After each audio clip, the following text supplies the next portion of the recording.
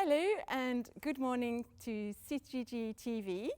So this morning we're going to have a bit of a yoga session with you. So I'm Cath and I'm part of the Geraldton Yoga Club and we're very happy to bring that session to you.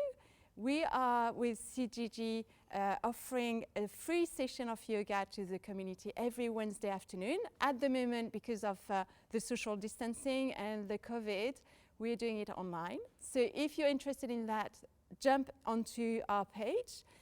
We're on Facebook, so Geraldton Yoga Club, and it's live on there every Wednesday from 5:30 to 6:30. Usually we try to go live a bit earlier, just to leave you a bit of time to get ready. And this is Talia, who is going to demonstrate today for us. So Talia is my daughter. So we're part of the same family and we live together, so we don't have to apply the social distancing. And it's really helping to have someone who can support you in certain of the posture we are going to do today. So if you've got someone you can play with, that would be very helpful. Also, we don't have any wall here today, but most of the posture we're going to show you are going to be much easier and safer with a wall, because we are all today going to do inversion. So there's two main postures which are the king and the queen of inversion in yoga, which are handstand and headstand. And those are the hardest postures. So it's really good to be guided by someone or to have someone who knows how to do them to help you to get into those postures. So I don't really want to encourage anyone to try at home without any supervision or any help. But we're going to see that there are much more different semi-inverted posture, which are a great way to gain the benefits of inversion without doing those really full-on posture. So we're going to show that to you with Talia today. But first of all, I just wanted to go through a few benefits of inversion. So what we're calling inversion are any posture where your heart is below your head is below your heart. So your heart is higher than your head. So usually we're in sitting or standing, our head is higher than our heart. And inverting that process is really helping in many ways our body. And interestingly, as a child, usually they like to do that. Very natural for them to do handstand. They find it playful, it's very energetic, and it's really challenging at the same time. And I think a lot of adults will say, oh yes, I could do that when I was a child, but now I'm older, I'm completely out of practice and I can't do that. And one of the benefits of doing inversion is to go against that fear. And the main fear of inversion is to fall, which is a real fear, you know, like I'm not saying about anything. The advantage of doing inversion is to challenge yourself and to build that confidence that you can go beyond that fear of falling.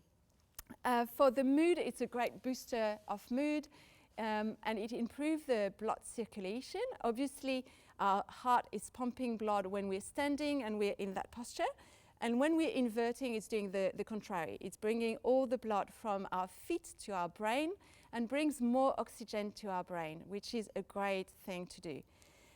It also helps to boost the immune system, which in this time, and especially with winter coming and the flu season, it's a great advantage.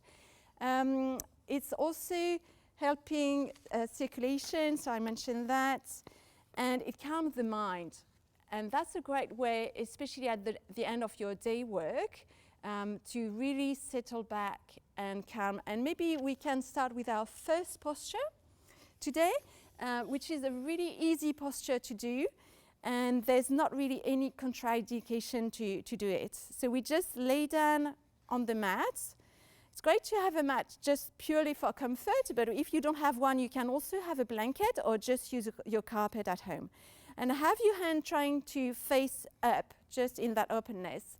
So we're going to focus on the shoulders being open and falling down on the mat, and our collarbone being really open forward.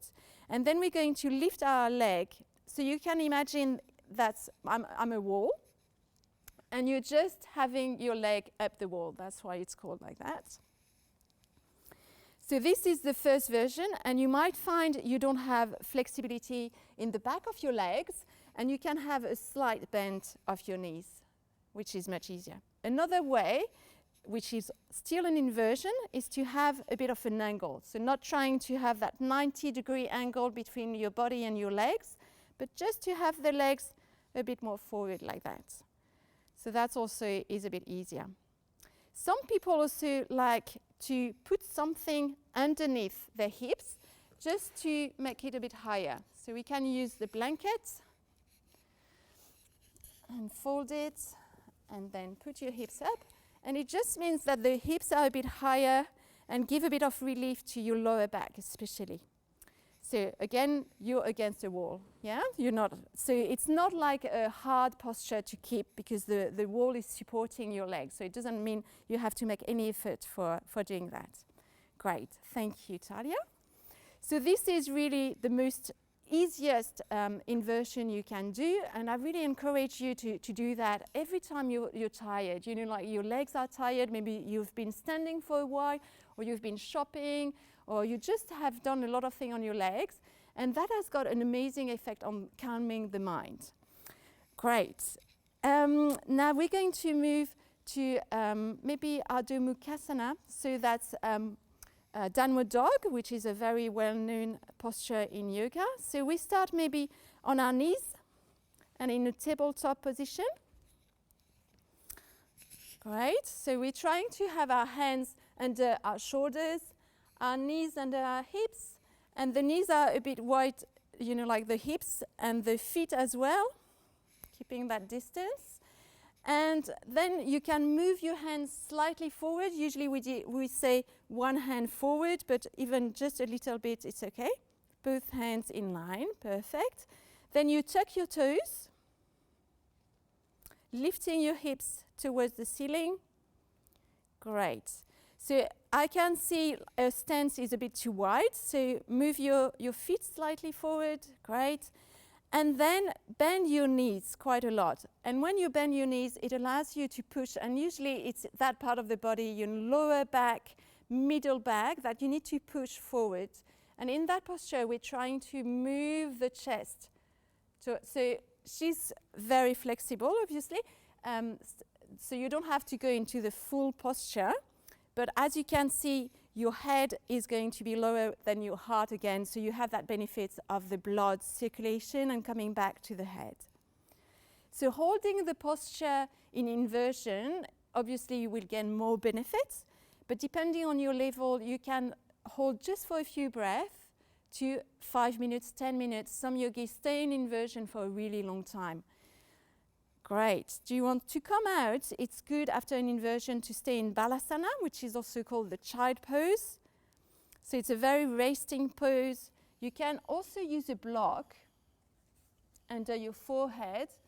So your head is not lower than your heart, and slowly your blood circulation is going to come back to normal before jumping up, back up. So I really encourage you after any inversion to have a pose into a resting posture. Great, thank you, Talia. Now we're going to see a different kind of inversion with a wide-legged inversion. So there's two different stages of that posture. The first part is quite easy and more accessible to most people, and the second part is more for advanced yogi. So you can follow the first part. So we're going to have our legs apart, maybe 4 to 6 feet apart, depending on the length of your legs as well and your flexibility of your inner thigh. And we're going to slightly move our feet inwards, just a slight angle. And you will feel the difference in your lower back and your sitting bones when you're doing that slight inwards movement. What did I want to say? I don't remember. Okay. So there's different version for that. Talia put her feet and the heels of the feet along the yoga mat, and that's a great idea because that makes sure that your body is going to be aligned.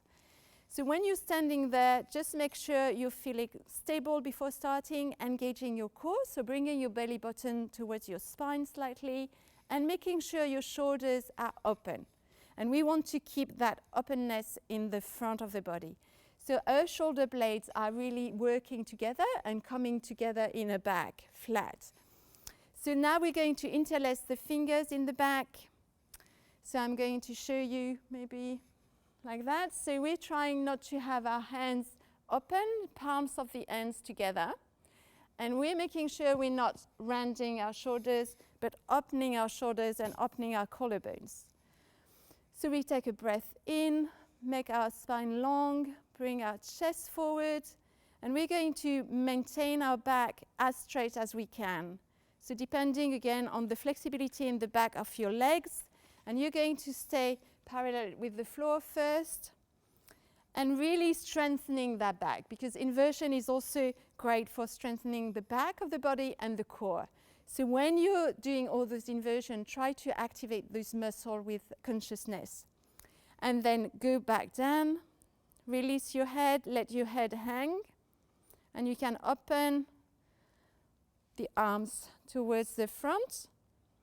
And it's great for that. You can see, you can probably feel that in your shoulders, because it's a great opener for the shoulders. And shoulders, quite often, we tend to run up instead of opening up. So any exercise that makes you open the shoulders is a great thing. Before doing that, it's good to have a bit of a warm-up, maybe some movement in your shoulders, very simple circling. To come out of the posture, we're going to bring our hands back to our back and slowly coming back up. Release the hands and come back up. Now we're going to see a different version. Do you need to shake your legs a bit maybe after being there? Great. So feet inwards, hands on the hips. So we're going to go back in a very similar posture to the one we've just done, with a slight modification at the end, which is much more advanced for people who are much more confident and strong in their upper back and shoulders. So hands on the hips, and again, fold from the hips, trying to keep your spine really straight. A good way to know if your spine is straight is simply having your hands and you place them on your lower back, parallel to your tailbone, because quite often it's our lower back that is rounding. Great. Put your hands down on the floor. So you can have blocks or books. Books works perfectly. They just need to be the same height, but you can place some under there if you're not touching, and you can also change the height. You can have them quite high, just to try to have that. So she tends to be too flexible, so she needs to really engage the core, and that's a really good exercise just to stay there. Okay, I'm going to remove that, and then from there we're going to go into the inversion. So let go of your head. And the idea is to try to touch the crown of your head on the mat. And you stay like that. And as you can see again, inversion, so head under the heart, giving relief to the pumping also of the heart and bringing oxygen to our brain. So from there, if you are confident to do so, you can move into a handstand. So it's having a tripod between your hands and your head that is supporting you. And you can bring your legs up vertically. So for that, if you're not confident, it's great also to have someone to protect you from falling this way. And then there's different options with the legs that you can do in that posture. Baddha Konasana, so that's like a butterfly that you've probably done on the floor before, on the mat, and wide-legged. So that's very similar to having the feet on. And then slowly you come back down and you take a break in Balasana, child pose. So it's really important to start child pose maybe with your forehead on the floor and then lifting that head. So you can also use your fist if you don't have a block. So your head is at the same level of your heart or just a bit higher, just to bring back the circulation as normal. So bringing blood to our head, usually we've got our face that becomes quite red, and that's okay. It's also learning to breathe upside down and doing things with your legs in the wrong, in inverted position is really not easy at the beginning. It's a great exercise for the mind and our brain to understand what's going on when we're not used and we've got a different position. So it's a really great experience, and a lot of people really enjoy it. But it takes practice, and it's really much easier to do that guided by a teacher, simply because there's a lot of things, and especially with the neck on a handstand, you don't want to compress your neck, obviously. So that's why we try to make sure we've got the strength in the upper body and the shoulders. And now we're going to show you an exercise to try to build that strength in the shoulders. So it's a bit similar to downward dog that we've done earlier, and it's called dolphin pose, which is a really nice name. So we put our elbows under our shoulders, and our hands are parallel to the side of the mat, and they're parallel, our forearms. Great. Now we like downward dogs, we're going to tuck our toes, lift our knees up the floor, maybe walk them slightly more forward. Great. And we try to relax our head down. So the neck is long and in line with our spine. And what we're working on is really our shoulders. So I'm not sure you can see very well, but so if she collapses and then she's lifting, what we want is to stay lifted, so much more engaged in our shoulders. And that requires some strength around the shoulders. And just by staying there and holding the posture, it's a great way to strengthen it. Is it hard, Talia? Yeah. Yeah? Sorry? You can bend your knees as well to help with the length of your spine. And you can straighten. You can try to have your heels towards the mat. It doesn't matter if you don't touch the mat. It's fine. You can walk your knees. And when you're tired, you come back to Balasana, child pose, to rest for a bit. So that's a great exercise to really strengthen our shoulders. And obviously doing downward dog as well will do that. So it's a great way to both have the experience of inversion and the benefits of inversion while doing some strength exercise for going into deeper and more complicated inversion. Great. So now we're going to move to, I think I'm just checking because I don't want to forget. Oh yes, we're going to move into Halasana, the plow pose. So we're going to use a blanket for that. And I invite you to have a blanket with you because it really helps to protect the neck. So I've got a yoga blanket. It's folded, and you can fold it a bit more if you want more support to make a bit of a thickness. So I will just use it as a normal folded blanket for Talia today. And we're going to put our shoulders in line with the edge of the blanket. So at the moment they're not aligned, and she's going to move back a bit more. The other way, sweetie. Great, that's right.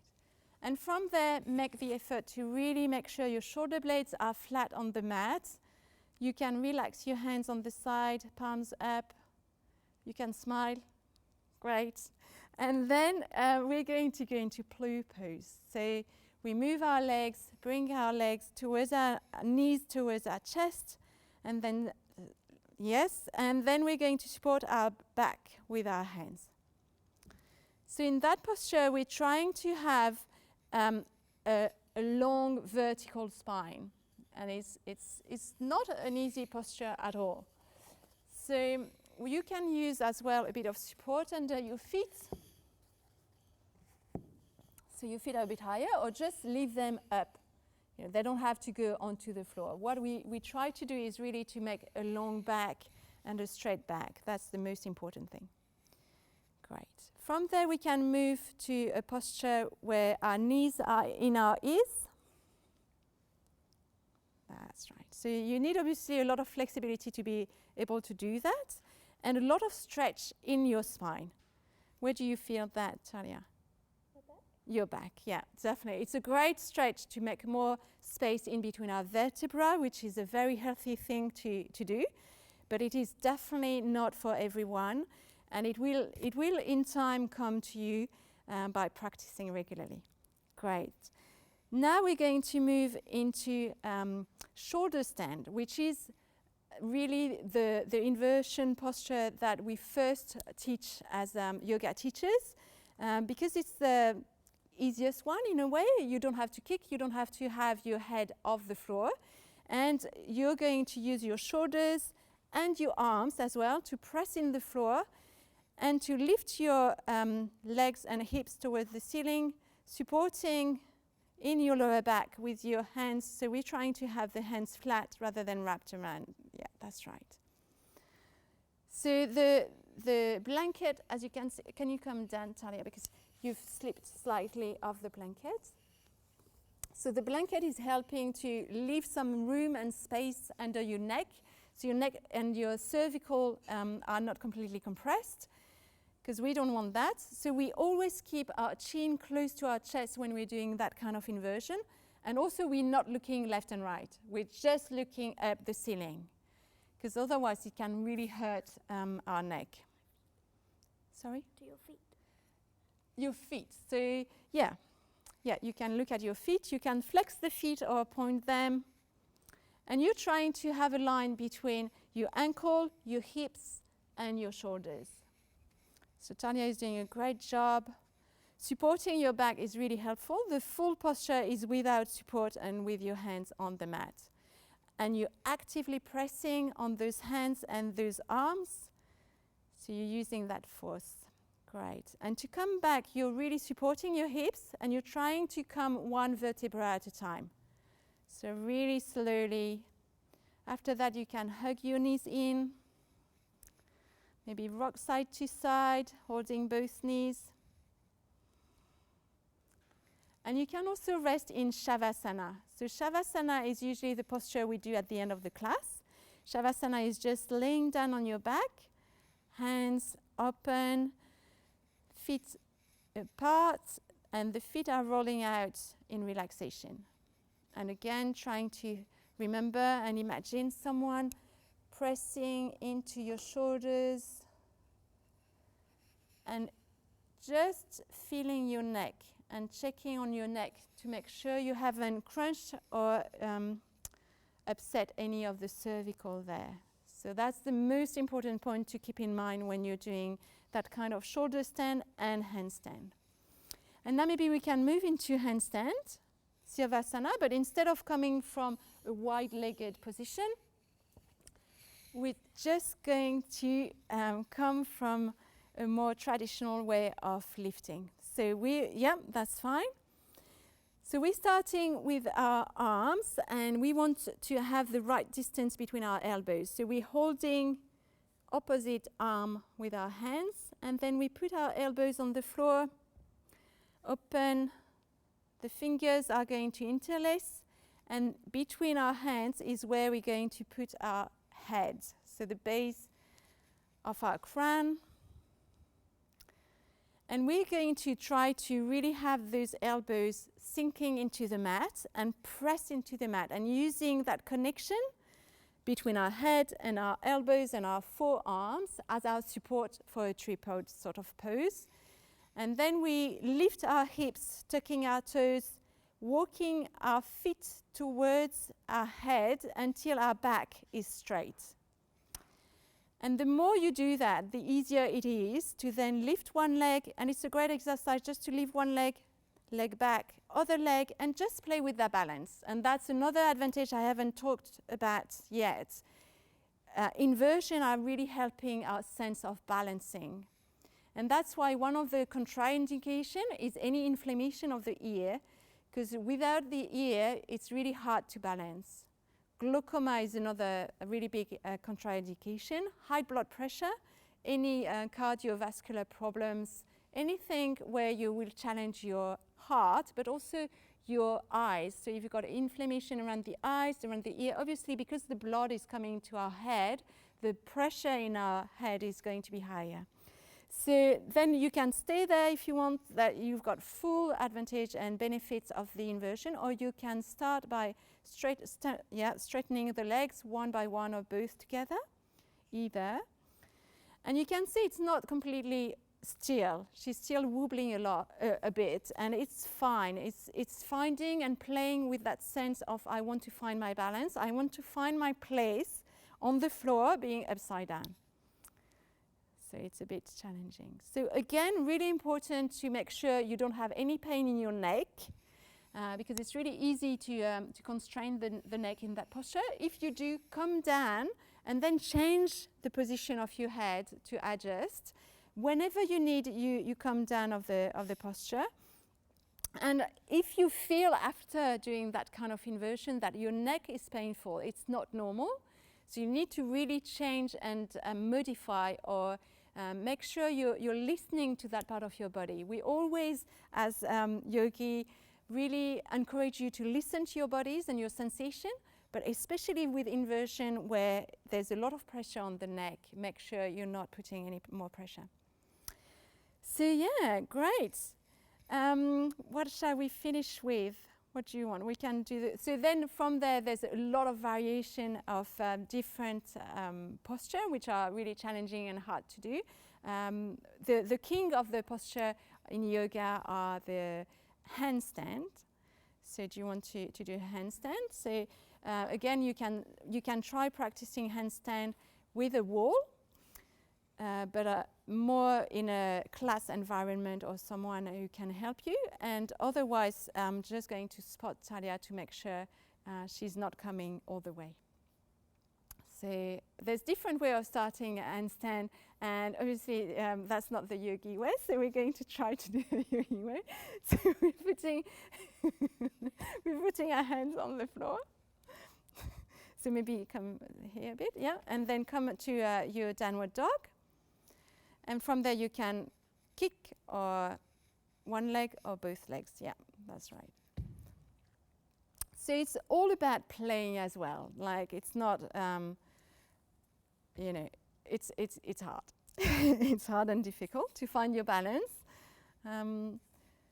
So a temptation when you're spotting is to hold the legs, whereas it's more about just offering that safety net that I'm here and you can't go all the way back. It's also great to learn how to roll up and roll your head, so you can roll all your body in a safe way when you're falling, you know, when you're going too much that way. Yeah? So no, we're not going to.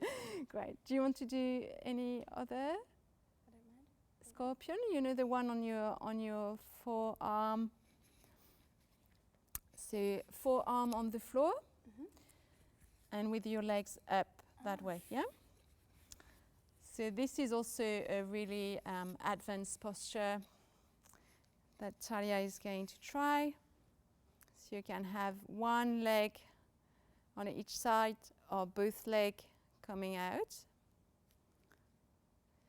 This one requires quite a lot of flexibility in the back as well as strength and core strength. So it's really a delicate posture to be able to do. Great. Well, thank you very much, Talia, for your help today demonstrating this posture. So I hope you've enjoyed watching and learning a bit more about inversion. Inversion are really important, and they're hard to start because of that fear of falling. So that's why I think for me it's not about trying like the hardest the first, but really building on and finding the playfulness and the child in you to do that and to try and fall and try again, and learning perseverance, and to see how also you can engage your whole body, and especially that spine, back and core, which will change your posture and improve your posture to strengthen those parts of our body. So that's it for us today. Yeah? Thank you so much, Talia, for joining today. And namaste, everyone. And I wish you a beautiful day for the rest of your day. And be playful and enjoy the sun and stay safe and not too close to each other, except with your family. Thank you.